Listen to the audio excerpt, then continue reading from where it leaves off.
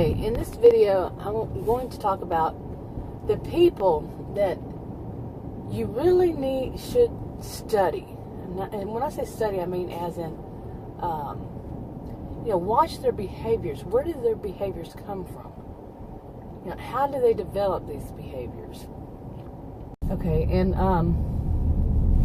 it might sound quite confusing also, and some of it might seem to cancel out the other part. But I was thinking about this yesterday, and I've thought about this probably all my life, ever since I was young. And that is, let me give you a little background. Okay, first of all, it's when I was thinking, the people to watch for their behaviors are the people who are wealthy, but that's not the case, really, not totally. It is the people who are who come from a family, two parents. They come from these two parents. One is wealthy and the other is not. One came from a wealthy family, the other one did not. Okay, and it wasn't just that generation. It's something that's consistent in that family. And that can start to boggle your mind when you think, well, wait a minute, somebody's wealthy, why aren't they wealthy? But it's not that difficult. Like two people, one wealthy from a wealthy family, one not from a wealthy family. They marry and they become wealthy because they use the one side, that wealthy side of their family. In the other situation, they do not. They refuse to accept any help from the wealthy side of the family. Does that make sense? Okay. And the reason why I think these are the people that should be studied is because what happens is that, the way I see it, is that no matter whether you're from that wealthy side or that not wealthy side, not so wealthy, poor is a word I'm not fond of, but you develop this like a sense of entitlement that, like I said, it doesn't matter if you're from the wealthy family or not, but there's a sense of entitlement that goes through generations after generations after generations that you might not even be aware of, that you have that sense of entitlement and the privilege. And there's quite a bit of privilege in this too. And you might not realize that it's such a part of you. You might not realize that you have that. A lot of people say that, a high sense of entitlement is narcissistic behavior. Well, yeah, it could be, Okay. And they develop a lot of the behaviors from that wealthier side of the family. But I think there's something more to it. Because it's such an imbalance. One person comes from a wealthy family, the other one does not. Yet at the same time, they had that same kind of, their parents were that way. One was wealthy, one was not. But there's also something more, okay, to this, and that is power and control. That they could actually do that. Especially generations older than mine. A lot of marrying outside of your socioeconomic, stratum. You didn't, your status. You didn't do that, or marry outside of your ethnicity. Like one of my sisters recently told me that we had not one, not two, not three, not four ancestors in our ancestry had 4 Native American tribes. 4. And I knew we had at least 2. Okay. But what she said was, well, you remember they would say, the elders would say, well, that's a part of our family we don't talk about. Okay.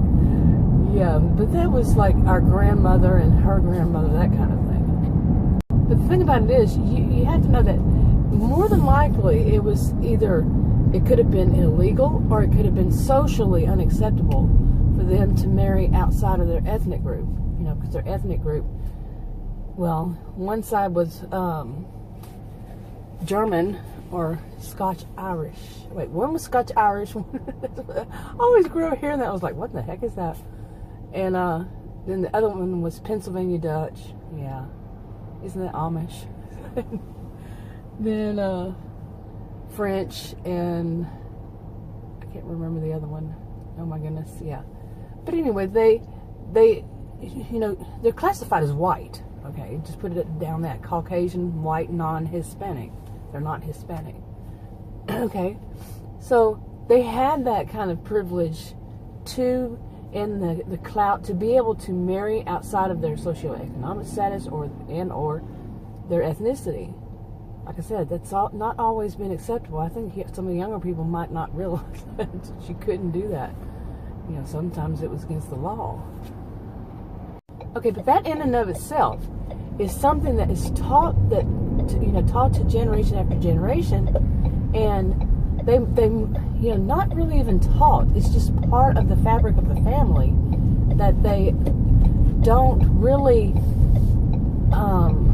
see it as anything, that they don't even think about it. It's just something that's always been there. They've gotten away with whatever they want to do. They do it, you know, and it's not something they really even think about. Like I said, you know, it's just part of their makeup, part of the way their family is.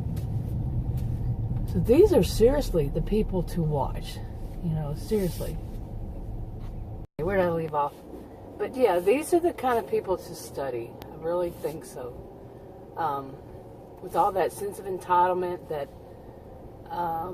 is just part of their nurture, you know, and the nurturing of their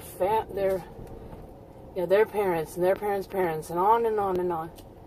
Yeah, these are the people that would be important to study, and some of the reasons why should be obvious: the sense of entitlement, and just programmed that way, really. But who are these people? How can you find them? Well, like me, I come from this kind of family as far back as I can remember. They have married like that. It has been like that. My mother came from a wealthy family. My dad did not. But in his family, it was the same. And in my mother's family, it was, you know, there were people who married like that. So, but here's the thing. Okay, I have this really strong feeling that it's the case for many of us, if not most, that we came from family systems like this. Families that were, when one married, one wealthy, married one that was not from a wealthy family.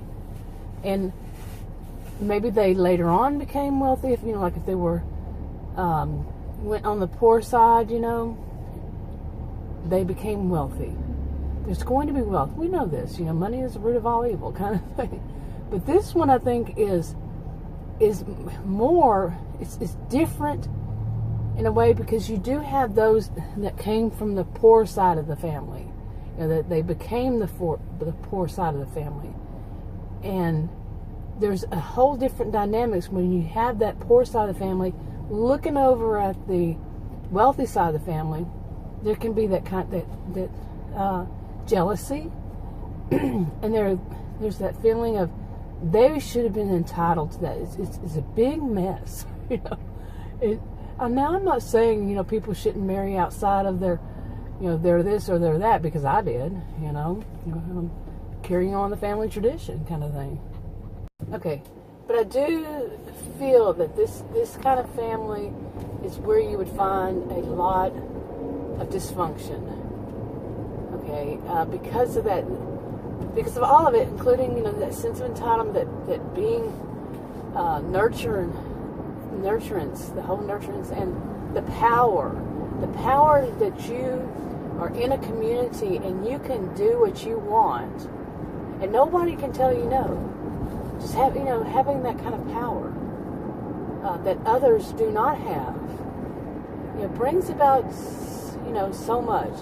Anyway, there's a lot more to this, of course, but that's enough for this video. If you want to subscribe to this channel, click the circle. If you want to watch another video on this channel, click one of the rectangles, and like, subscribe, share, comment if you want, and look at your own family and leave a comment below. Were you one? Did you come from this kind of family or not? Talk to y'all in another video.